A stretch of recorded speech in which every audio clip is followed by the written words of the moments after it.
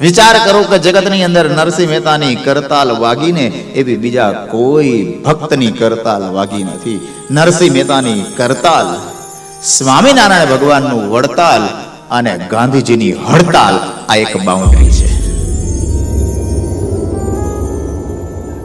એને કોઈ પાર કરી શક્યું નથી સાહેબ.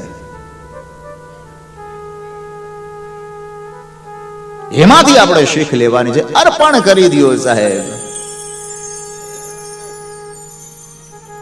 મારે કઈ જોતું નથી, હું નિમિત્ત માત્ર છું.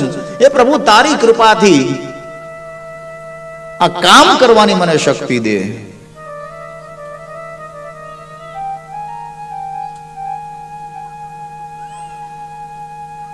ઓ વિશ્વપતિ, તારા વિશ્વાસે મારો ચાલે છે વ્યવહાર, રહીશ ના દૂર. મને આટી ઘૂટી આવે છે એનો તું જ નિવેડો લાવે છે. માણસ બૈના છે તો તકલીફ તો રહેવાની છે.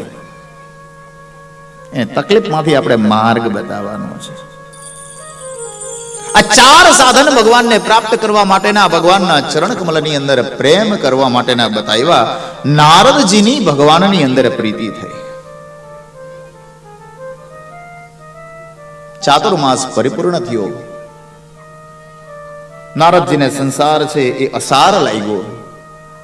એણે સાધુ સંતોને વિનંતી કરી કે બાપજી,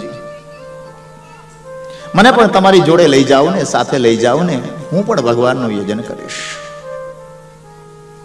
એટલે સાધુ સંતોએ કીધું કે બેટા, હજી તું નાનકડો છો, તારે તારી ફરજનું પાલન કરવાનું છે. તારી માતા હજી જીવતી છે. એકનો એક એનો તું દીકરો છો, અને આ સમયની અંદર તું સંન્યાસ ધારણ કરીને અમારી સાથે ચાલ્યો આવીશ તો તારી માની દેખભાળ છે કોણ રાખશે? સમાજની અંદર આવ્યા છે તો કર્તવ્યનું પાલન કરવાનું છે. ભાગવતનું પહેલું શીખ છે સાહેબ. નારદજી પોતાના માતાના મરવાની રાહ જોવા લાગ્યા. ક્યારે મારી માં મરે?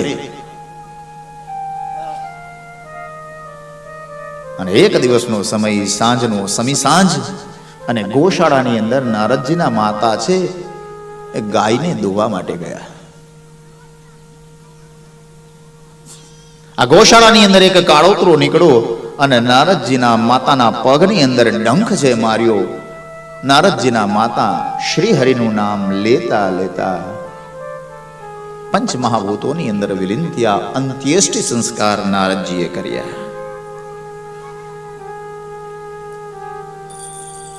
ઋષિમુનિઓએ જે ધર્મની, જ્ઞાનની, વૈરાગ્યની વાતો કરેલી હતી એ નારદજીના મનની અંદર હતી.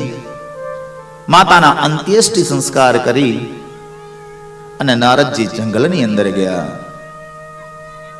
પીપળાના વૃક્ષની નીચે જે મંત્ર મળેલો હતો એ મંત્ર દ્વારા ધ્યાન છે કરવા લાગ્યા.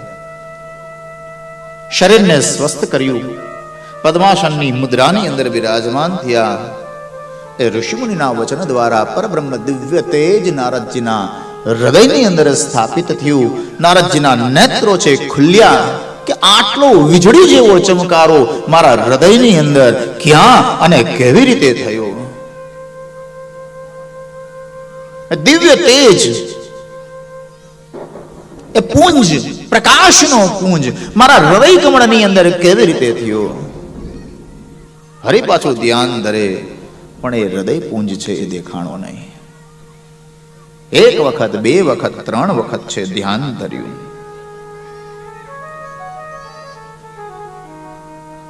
ત્યારે નારદજી રડવા લાગ્યા.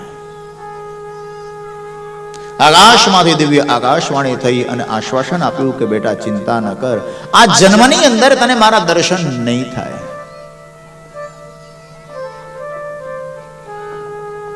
મારી પ્રતીતિ કરાવવા માટે મેં તને તારા હૃદયની અંદર વીજળી જેવો આ ચમકારો દિવ્ય પુંજ છે એ પ્રવેશાવ્યો, દાખલ કર્યો કે જેથી કરીને તને મારા ઉપર વિશ્વાસ છે બેસે. બીજા જન્મની અંદર તને મારું આ સુંદર મજાનું દિવ્ય તેજ છે મળશે. એટલે નારદજીએ મનની અંદર વિચાર કર્યો કે આ જીવનની અંદર જો ભગવાન ન મળતા હોય તો આ જીવન શું કામનું.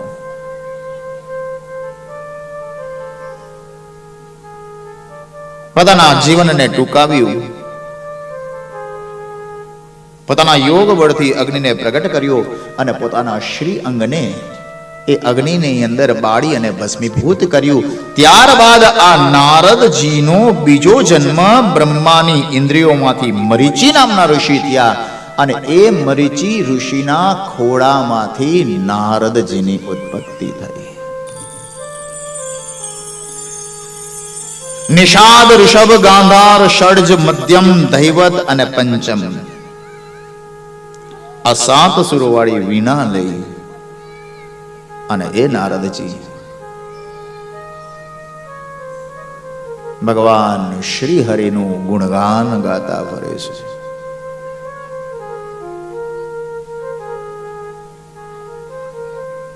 એ સુંદર મજાનું ગુણગાન કે જ્યાં દેવપુરી દ્વારકા કહેવાય છે, જ્યાં રંગીલો રણ છોડ રાય છે,